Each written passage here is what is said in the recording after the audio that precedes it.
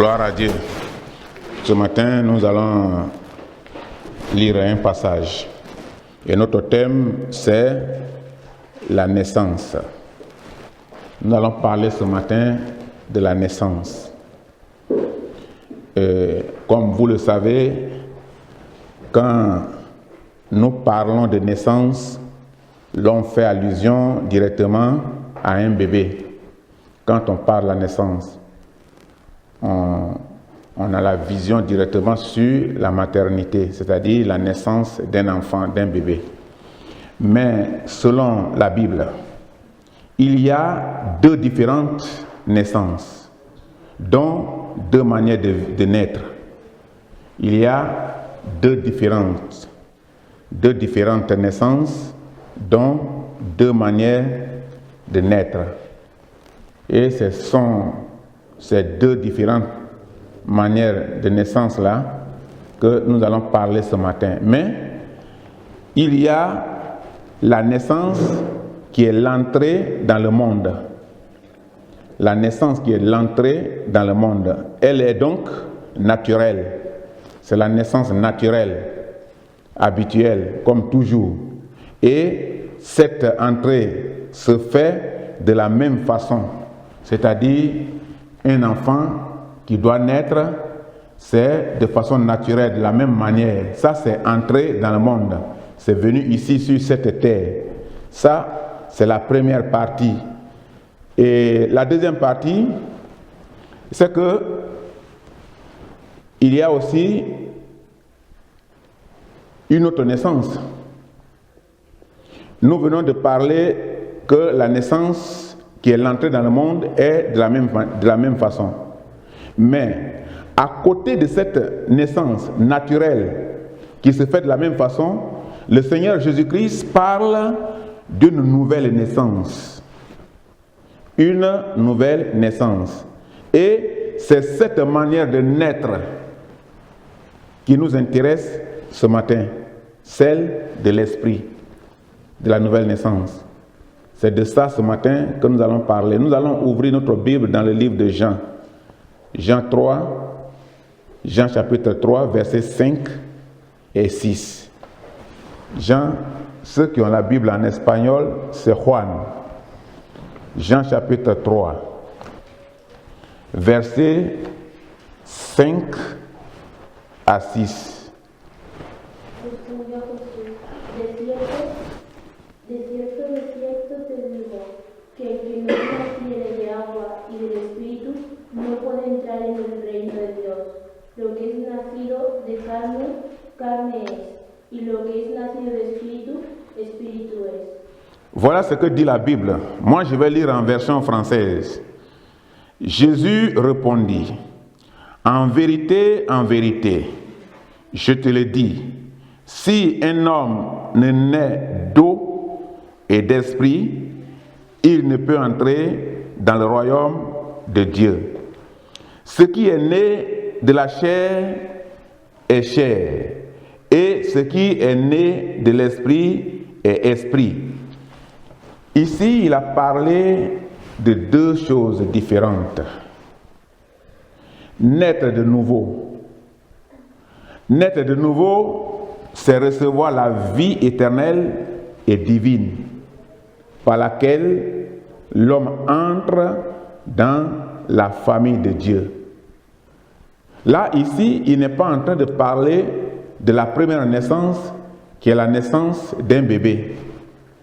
Mais ici, il est en train de parler de la naissance de quelqu'un qui existe, qui vit déjà sur cette terre, qui est déjà membre d'une famille naturelle, mais dont la vie sera transformée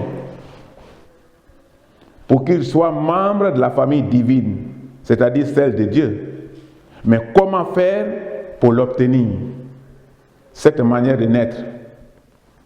Et là, c'est une grande question. Cette question nous concerne. À cette question, la Bible répond qu'il faut accepter Jésus-Christ comme un don gratuit que Dieu fait à celui qui se repent et croit en lui. Pour obtenir cette nouvelle naissance, il faut d'abord croire en Jésus-Christ.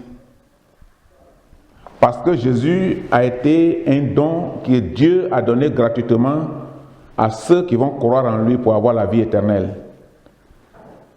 Il est venu dans ce monde et il a enseigné les deux différentes choses, celle de cette terre et celle du ciel. Et maintenant, c'est quand tu crois en lui que tu peux connaître le ministère du ciel, que tu peux connaître et découvrir les merveilles du ciel. Parce que là, tu es rentré dans une nouvelle vie. Tu vis un autre monde, un nouveau monde que tu viens de découvrir, un nouveau monde dans lequel tu es entré et désormais dont tu vas vivre le contenu. La Bible nous parle ici de cette naissance. Et comme réponse à la Bible, il faut que tu crois, il faut accepter Jésus-Christ. Il faut l'accepter comme un don fait par Dieu, le Créateur. Mais il faut croire en lui. C'est pourquoi l'Église ne doit pas être un passe-temps quand on n'a rien à faire à la maison, quand on n'a rien à faire chez soi. L'Église n'est pas un passe-temps. L'Église a un but très important pour l'humanité. Il y a des gens qui pensent que l'Église, c'est un passe-temps. Aller à l'Église, c'est pour aller passer un peu de temps parce qu'on n'a rien à faire. Parce que notre programme est libre. Et comme notre programme est libre, on cherche l'Église. L'Église, ce n'est pas ça. Si tu penses que aller à l'Église, c'est un passe-temps, c'est que tu n'as pas encore compris ce que c'est que la nouvelle naissance. La nouvelle naissance a un but très différent de ça. La nouvelle naissance a son contenu très différent de ça. Parce que la nouvelle naissance, c'est le plan de Dieu pour sauver l'humanité. Donc, ce n'est pas un passe-temps pour aller à l'église. Aller à l'église, c'est préparer son salut. Aller à l'église, c'est préparer ton entrée au ciel. Aller à l'église, c'est croire en Jésus-Christ et c'est pratiquer la parole. L'église est un lieu sacré. L'église est un lieu sacré où l'homme vient fatigué et chargé. La Bible dit que si vous êtes fatigué et chargé, venez à moi. Jésus a dit, venez à moi, vous tous qui êtes fatigués et chargés, et je vous donnerai du repos. Donc, la Bible est un lieu sacré où l'homme vient fatigué, comme un malade qui va à l'hôpital. Il va à l'hôpital parce qu'il se sent malade, son corps est fatigué, son corps a besoin d'un soulagement. Il veut être rétabli pour être en activité de nouveau. Mais il est couché par la maladie. Et il cherche le médecin pour être sauvé, pour que son corps soit rétabli. Et quand quelqu'un est malade dans une famille, toute la famille bouge. Tout le monde bouge. Tout le monde est préoccupé pour la santé de cette personne, parce qu'il est membre de la famille et il est cher. Il coûte à tous. Il est frère pour certains, il est sœur pour d'autres, il est mère ou il est père pour d'autres. Donc, c'est une personne qui coûte. C'est pourquoi quand quelqu'un est malade, tout le monde est préoccupé dans la famille. C'est de même ici dans la famille de Dieu. Dieu est préoccupé. C'est pourquoi Jésus a dit, venez à moi, vous tous qui êtes fatigués et chargés. Donc, l'homme cherche l'église comme un homme fatigué et chargé. Il cherche un repos véritable en Jésus-Christ. Le repos en Jésus, c'est un repos véritable. C'est un repos éternel. Quand tu as accepté le Seigneur, quand tu vis dans le Seigneur, quand tu pratiques ce que dit le Seigneur, c'est que ta fatigue est soulagée. C'est que ton salut est déjà proclamé. Il n'y aura plus de jugement contre toi. C'est que tu es libre. Il n'aura plus de condamnation pour toi. C'est que tu es libre. Toi qui étais un pécheur, et d'un coup la Bible dit que tu es fatigué. Tu es fatigué de vivre le désordre. Tu es fatigué de vivre le paganisme. Et comme tu es venu en Christ, Jésus va te sanctifier. Il va te purifier de toutes ces choses qui t'ont fatigué dans le monde. Et finalement, tu deviens un homme libre. Simplement parce que tu as cru en lui. Donc, le repos en Jésus-Christ est un repos véritable. Parce que notre entrée dans le ciel, notre entrée dans le royaume de Dieu, il dépend. Pour que tu rentres dans le royaume de Dieu, ça dépend de comment tu as pratiqué la parole de Dieu. De comment tu as exercé ce pouvoir que Dieu t'a donné de ton vivant sur cette terre. Ça dépend de ton choix. Ton entrée au ciel, ton entrée dans le royaume de Dieu. C'est pourquoi Dieu prend soin de motiver des serviteurs de Dieu. Et nous avons appris dans la Bible que beaucoup de serviteurs de Dieu ont perdu la vie à cause de cela, pour que la parole vienne jusqu'à nous aujourd'hui. Si la parole est venue jusqu'à nous aujourd'hui, c'est parce que les premiers ont été sacrifiés. Ils se sont sacrifiés. Si la parole n'était pas importante, les gens n'allaient pas se sacrifier. Maintenant, il est de notre tour de faire le même travail pour faire prospérer l'évangile, pour que l'évangile soit prêché jusqu'aux extrémités de la terre. Dieu utilise des humains, des personnes, mais des personnes converties, des gens qui ont connu la valeur de la parole de Dieu et qui peuvent proclamer cette parole. Et maintenant, toi qui étais fatigué et chargé, qui as reçu l'évangile et qui commence maintenant à proclamer l'évangile, qui commence à parler de l'évangile aux autres, qui commence à changer des vies, des cœurs, c'est que finalement là, ton salut est désormais aux mains de l'Éternel. Notre existence se partage entre des obligations et des loisirs qui varient. Les obligations et des loisirs qui varient suivant les milieux. Ce n'est pas tous les milieux qui conviennent aux chrétiens. Mais ce n'est pas aussi tous les milieux qui sont aussi inutiles aux chrétiens. Il y a des chrétiens, il y a des milieux qui sont utiles aux chrétiens parce qu'ils sont devenus une nouvelle naissance. Et il y a des milieux qui ne sont pas utiles aux chrétiens parce que ça ne fait que perdre l'âme. Ça ne fait que te séparer du divin. Donc, ça varie suivant les milieux. Il y a des aptitudes et des goûts de chacun. Chacun a son goût, chacun a ses aptitudes. Et tout dépend des aptitudes et des goûts de chacun. Et vous voyez que tout dépend de notre choix. Tout dépend de notre choix. Ce qui explique qu'il y a deux manières de vivre. Il y a deux manières de vivre. S'il y a deux manières de naître, c'est qu'il y a deux manières de vivre. Mais la première naissance est de façon générale. Mais la deuxième naissance nous conditionne. Il y a deux manières de vivre. La première manière de vivre, la première consiste à vivre pour soi. Ça, c'est la première manière de vivre. Ça consiste à vivre pour soi. C'est-à-dire que la vie devient un bien personnel. Je veux vivre ma vie. C'est ce que dit la personne. Moi, je vais vivre ma vie.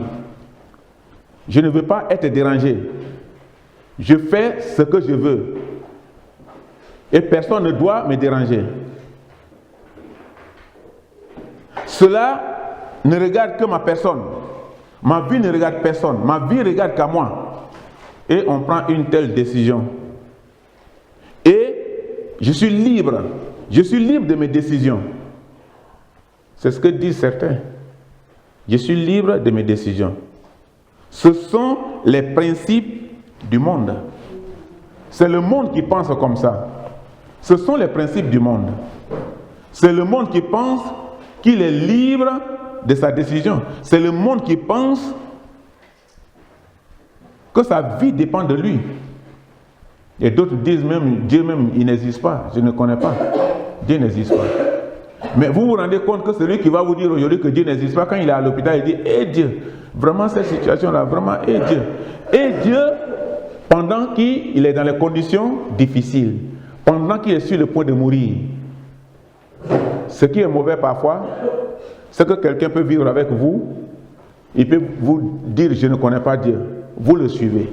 Il peut vous dire « Je suis dans les bars », vous le suivez. Il peut vous dire « Je suis dans les drogues », vous le suivez. Il peut vous dire « Je suis dans le désordre », vous le suivez. Et au dernier jour, à l'hôpital, au passage des serviteurs de Dieu, il accepte le Seigneur. Pendant que toi, tu es mort dans ce désordre-là, dans un accident ou dans une maladie. Et lui qui t'a traîné dans ça, il accepte le Seigneur. Au dernier moment. Et il meurt. Son âme est sauvée. Et toi, tu as tout perdu.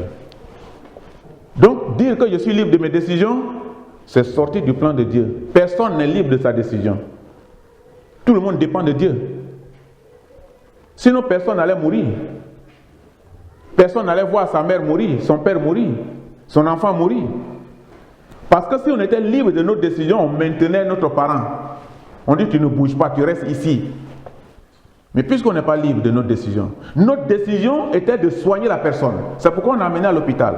Notre décision était de le faire guérir. Mais la décision de Dieu, c'est que le nombre de jours qu'il devait vivre sur la terre est terminé. Et il est partant. Donc, on n'est pas libre de notre décision. Mais la Bible dit que si quelqu'un est en Christ, il est une nouvelle créature. Si tu es en Christ, c'est que tu es né de nouveau. Tu es une nouvelle créature. Et les vieilles choses sont passées. Tout ce qui était en toi comme saleté, tout ce qui était en toi comme désordre, comme prostitution, tout ce qui était en toi comme vol, tout ce qui était en toi comme un mal considéré par la Bible dit que c'est passé. Parce que tu es devenu une nouvelle créature. C'est-à-dire, notre vie de péché n'est plus en nous. Quand nous étions encore païens, tout ce que nous faisions, Dieu a tout gommé, Dieu a tout effacé. Il est le seul qui peut effacer le péché. Sur la terre ici, là, le docteur ne peut pas effacer ton péché. Ton parent ne peut pas effacer ton péché. Le seul qui peut effacer le péché, c'est bien Dieu. Et Dieu dit que si tu deviens une nouvelle créature, les choses anciennes sont passées et tu deviens nouveau.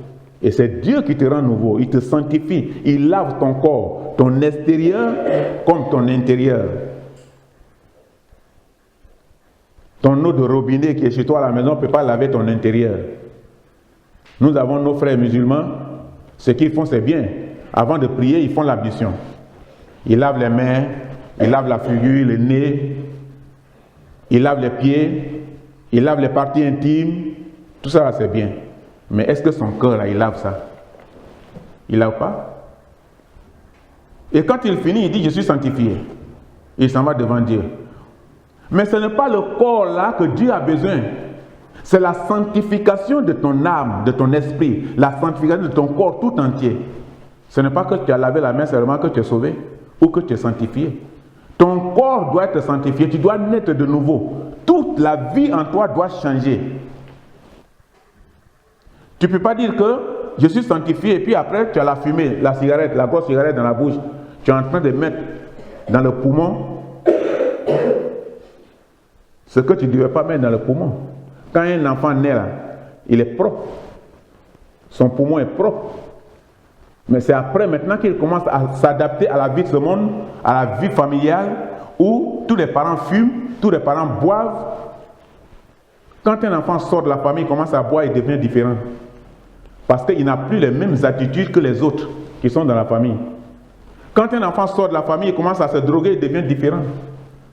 Parce que maintenant, son programme est différent des autres frères de la maison. Sa vie devient maintenant une vie qui est complètement différente. C'est la même chose dans la maison de l'Éternel. Quand quelqu'un sort de la vie de sainteté, de la vie de la nouvelle naissance, qu'il commence à vivre le paganisme, il perd la sanctification, il perd le contrôle de Dieu. Et il devient différent. Quand le péché rentre dans la vie de quelqu'un, la personne devient différente. Ce n'est pas la même personne qu'avant. Vous allez constater que sa vie change, sa manière d'approcher les gens, ça change, sa manière de collaborer change, ses visites réduites, parce que une autre vie est rentrée dans la vie sainte qu'il avait. Parce qu'il était déjà membre d'une ville sainte. Il était déjà membre d'une famille sainte. Mais maintenant, il a changé et il ne peut plus vivre là. C'est la même chose qui s'est passé au jardin d'Éden. Quand Adam et Ève ont enfreint à la loi de Dieu, ils sont devenus différents. Avant, quand Dieu arrivait au jardin pour vivre avec eux, pour les visiter, ils étaient contents d'entendre parler de Dieu. Ils étaient contents de voir Dieu venir. Mais à partir du moment où le péché est rentré dans leur vie, ils se sont cachés. Dieu est venu, il a dit, mais où est-ce que vous êtes? Et nous, on est cachés, on est quelque part ici. C'est la même chose. Quand quelqu'un rentre dans le péché, dans une famille, quand les parents rentrent à la maison, la personne se cache, la personne devient différente, la personne devient seule, parce que sa vie ne correspond plus à la vie familiale. Et finalement, petit à petit, sa vie se coupe avec la vie de famille. Le péché, ça fait couper ta vie avec la vie de famille. C'est la même chose dans la maison de Dieu. Le péché fait couper aussi ta vie avec Dieu, avec les membres de l'Église. Quand nous prenons le cas d'un pécheur, ça dit qu'il part de la sainteté à la vie païenne. Il retourne aux choses auxquelles il avait vomi. Et maintenant, dans ce cas-là, les choses de Dieu ne sont plus sa préoccupation. Il vit les principes de la vie païenne. Quand nous prenons un exemple, il rentre dans la drogue, dans l'alcool, dans l'impudicité, dans l'adultère, dans le mensonge, dans l'hypocrisie, dans le vol, etc. Il y en a beaucoup. Il y en a beaucoup. Il rentre dedans. Avant, il partageait les mêmes objectifs, les mêmes sujets, les mêmes problèmes avec la famille. Mais maintenant, il est réservé. Parce qu'ils n'ont plus les mêmes opinions. On a vu en Algérie des gens qui sont partis assassiner leur propre famille. Parce que simplement, il est rentré dans un autre club. Et on lui a dit, tes parents ne pratiquent pas bien la religion, il faut les tuer pour que tu ailles au ciel. C'est ce que dit le Coran. Ah, donc, il a cru. Il est devenu radical. Quand on parle de radical, le mot radical n'est pas seulement un mot qui est pratiqué à l'islam. Le mot radical, c'est le changement de la vie de quelqu'un. Tu peux être un chrétien radical. C'est-à-dire que tu es ancré dans la parole de Dieu. Le désordre ne t'intéresse plus. Le paganisme ne t'intéresse plus. Mais tu es un radical dans l'évangile. Donc, il a tué ses parents parce qu'on lui a dit que tes parents ne pratiquent pas l'islam. Il faut les tuer pour aller au ciel. On a vu un film, qu'on a regardé, un film nigérien à la maison, où celui qui est sorti de l'évangile, pour un problème d'argent, il a accepté la copie du numéro 666 sur son compte. On lui a donné une carte qui peut lui permettre de rentrer dans n'importe quel magasin, payer à un prix réduit. Il avait une réduction. Et pour cela, ses parents étaient chrétiens. Mais après, il n'est plus chrétien. Il a changé. Sa vie est devenue une autre vie. Et maintenant, qu'est-ce qu'il fait? C'est lui qu'on doit envoyer à la maison pour tuer ses parents. Il avait maintenant une rage. Il chassait ses parents à la maison pour les assassiner. Et ces problèmes sont devenus des problèmes vraiment importants pour la famille. Et c'est lui qui est devenu l'assassin. On a vu Caïn contre Abel. Quand l'ennemi est rentré dans sa vie, il était à l'époque un bon frère à Abel. Il avait la main d'Abel dans ses mains. Il se promenait partout. Ils faisaient tout ensemble. Mais quand cette vie est rentrée dans sa vie, il a changé. Maintenant, il est devenu jaloux. Il dit, je vais l'assassiner pour finir tout ça. Il a assassiné son frère. Ce n'est pas nouveau. Donc, quand une famille n'est pas vigilante, quand une famille n'a pas le contrôle des membres, ils seront victimes demain des choses graves. Et les conséquences, puisque Dieu les a déjà avertis,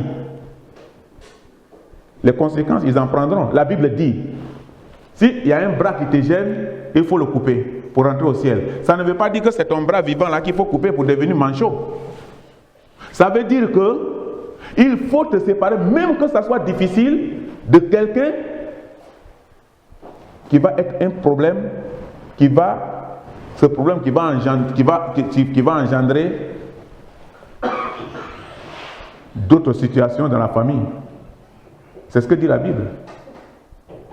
Et c'est difficile. Mais la Bible demande ce qui est difficile.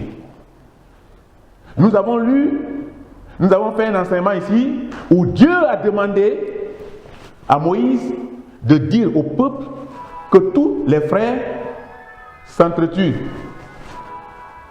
Que tous ses frères s'entretuent. Donc,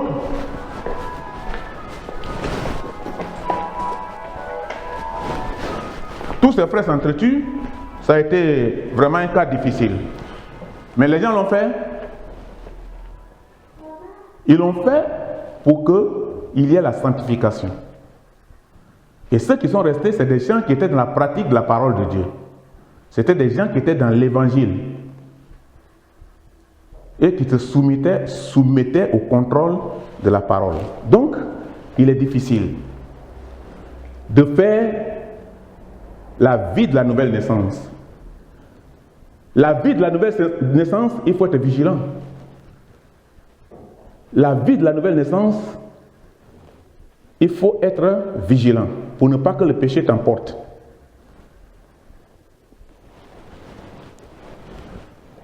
La deuxième consiste à vivre pour Christ. Là maintenant, tu dois vivre les conditions de la nouvelle naissance. Les conditions de la nouvelle naissance. Et c'est important. C'est ça qui nous concerne ce matin. Vivre les conditions de la nouvelle naissance, qui est vivre pour Christ. Dans ce cas, la satisfaction du moi a été remplacée par un nouveau but. Avant, tu dis moi, ma vie, je fais ce que je veux. Moi, personne ne me contrôle. Je m'en fous. Dans ce monde, on ne s'en fout pas. Parce que le monde va partir. Mais c'est la parole qui va rester. Si tu t'en fous, c'est que tu t'en fous pour ta vie et tu vas tout perdre devant Dieu et non devant les hommes. C'est ça, les réalités. C'est ça qui constitue la deuxième partie. Le moi là doit être remplacé par un nouveau but. Et l'homme décide de vivre désormais pour un autre. C'est-à-dire son créateur. Quand on devient chrétien, on vit désormais pour le créateur. On ne vit plus pour soi. Et on ne dit plus moi. On laisse tout aux mains du Seigneur. Il y en a qui disent, si j'ai fait, qu'est-ce qui va se passer? Je vais faire. Et on fait. Sans tenir compte des conséquences 2 ans après, 3 ans après.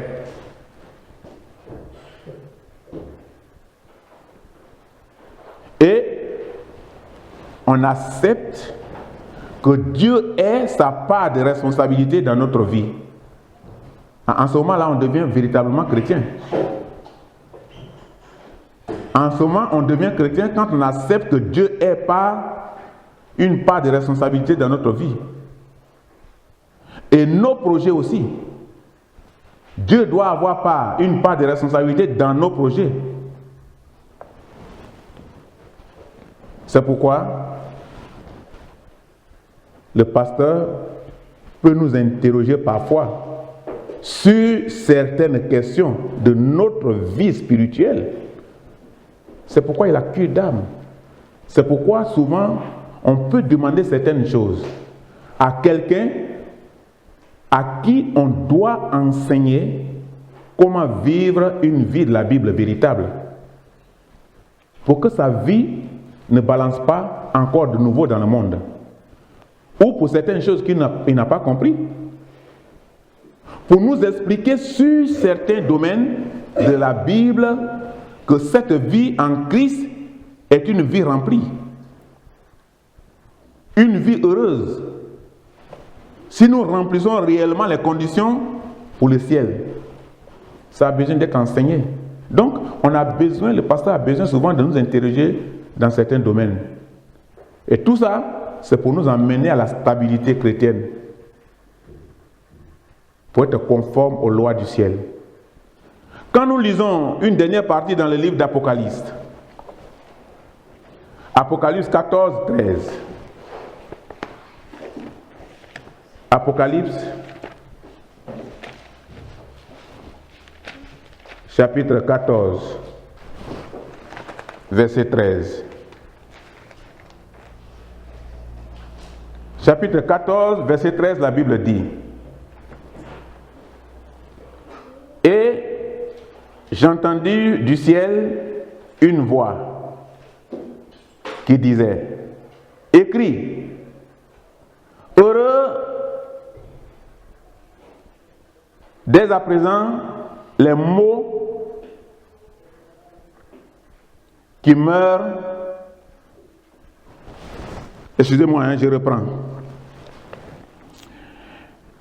Et j'entendis du ciel une voix qui disait: Écris, heureux dès à présent les morts qui meurent dans le Seigneur. Oui, dit l'Esprit, enfin qu'ils se reposent de leurs travaux, car leurs œuvres les suivent. Qu'est-ce que la Bible veut dire ici? Heureux les morts qui meurent dans le Seigneur. Et la Bible dit que leurs œuvres les suivent. Leurs œuvres les suivent ici est une parole profonde. Les morts qui meurent dans le Seigneur, qui sont-ils? Ce sont ceux qui sont nés de nouveau, avant de mourir. Parce que la mort là, c'est pour tout le monde, on doit tous mourir. Mais la mort la plus mauvaise, c'est mourir de ton vivant, c'est-à-dire séparé de Dieu. Sinon la mort en général, on doit tous mourir. Mais mourir spirituellement, séparé du divin, c'est dangereux. Donc, les morts qui meurent dans le Seigneur, ce sont ceux qui sont nés de nouveau. Et non ceux qui voyagent entre leur domicile et l'église. Il y a des gens qui voyagent entre leur domicile et l'église pour compléter le nombre d'auditeurs, pour chauffer le banc. Quand tu te lèves là, le banc est chaud. Parce que tu t'es assis là longtemps, tes fesses ont chauffé le banc, mais pour rien. Tu as perdu du temps. Parce que ton arrivée dans l'église, le Seigneur n'a pas cautionné. Parce que ta vie n'a jamais changé, tu n'es jamais né de nouveau. Quand le Seigneur a donné un exemple, il a permis que Judas soit resté là pour que les autres disciples voient. Mais il savait ce que Judas allait faire. Et il a dit que celui qui va me vendre là, il va plonger la main dans le plat ensemble avec moi. Et tous les disciples étaient là. Ils ont remarqué. Et finalement, tout le monde a constaté que c'est Judas qui a plongé la main ensemble avec le Seigneur dans le plat. Ah, on savait déjà que Judas allait faire quelque chose. Mais Christ, il a laissé pour que les gens puissent croire à cette parole. Et finalement, c'est Judas qui l'a vendu. Or, s'il avait écarté Judas à temps, il n'allait pas le vendre. Mais il n'a pas écarté pour qu'il soit l'exemple de l'humanité. Parce que s'il écartait, les disciples n'allaient pas savoir ce qu'était l'objectif réel de Judas. Il a chassé Judas, il a renvoyé Judas. Donc, c'est un exemple qui nous permet d'être vigilants. Judas était un disciple parmi les disciples de Christ. Christ l'aimait. Mais finalement, le résultat était dangereux. C'est qu'il a vendu le maître. Quand on n'a plus l'onction de Dieu, on n'a plus de sentiment pour personne. On peut prendre toute la famille en sacrifice. Je connais quelqu'un, pour un problème d'argent, il est allé et il a envoyé des gens chez lui à la maison. Il dit, allez-y, ma soeur et ma mère ont l'argent sur eux. Allez-y prendre. Les gens sont rentrés sur sa mère et sa soeur avec des tessons de bouteilles, avec des couteaux, des machettes pour chercher de l'argent. Ils ont pris des mobiles qui étaient là, mais ils n'ont rien fait à ces personnes. Au lieu que lui qui est de la famille, il puisse utiliser cette somme avec la famille, il a délégué des gens pour aller prendre cet argent.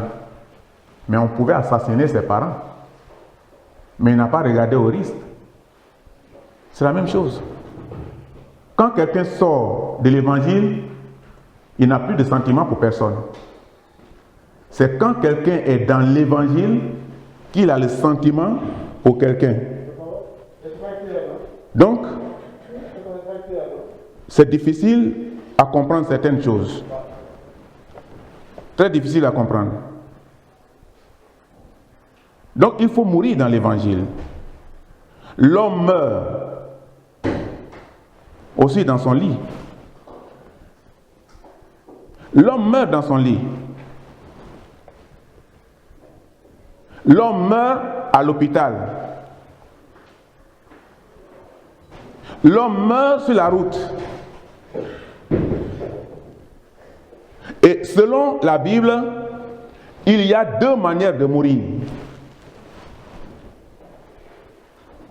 On meurt avec la parole de Dieu. Ça, c'est une manière de mourir.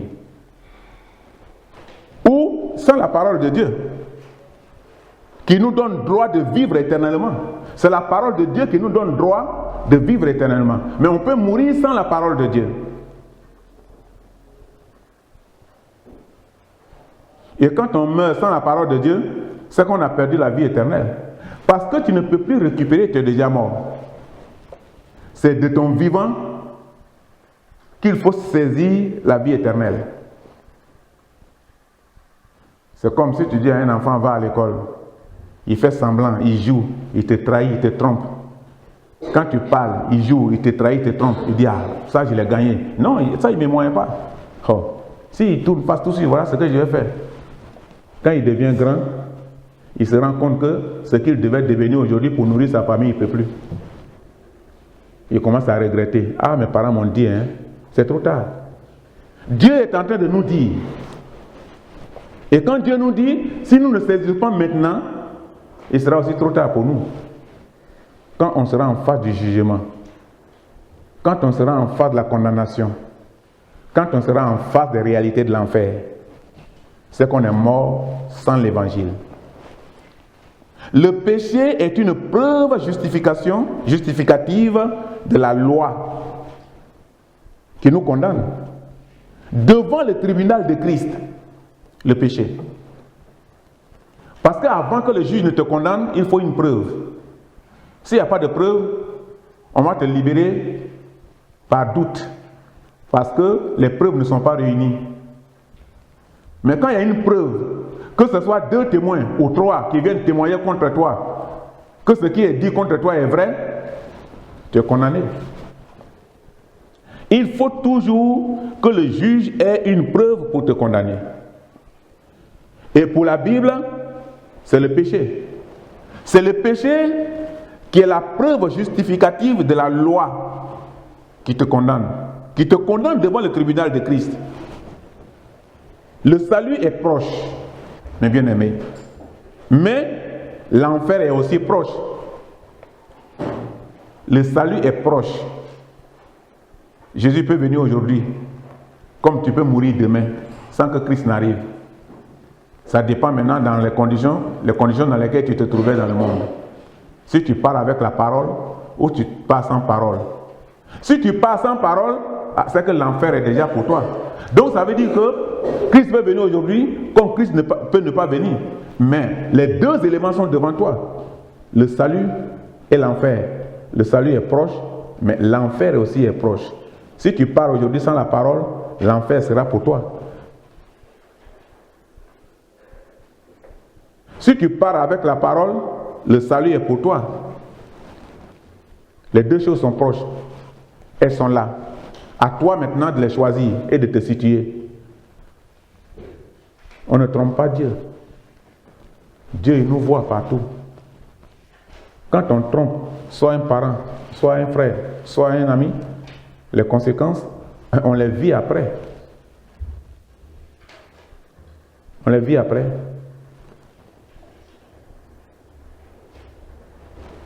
En conclusion, 2 manières qui caractérisent 2 catégories de personnes desquelles ferons-nous partie ce matin. La Bible recommande d'être de la catégorie de ceux qui obéissent à la parole de Dieu et meurent dans le Seigneur. C'est ce que nous avons lu dans ce passage. C'est ce que la Bible nous recommande ce matin.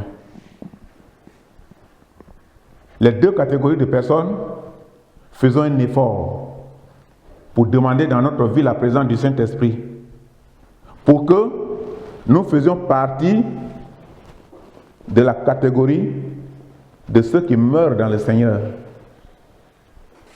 Que Dieu nous bénisse.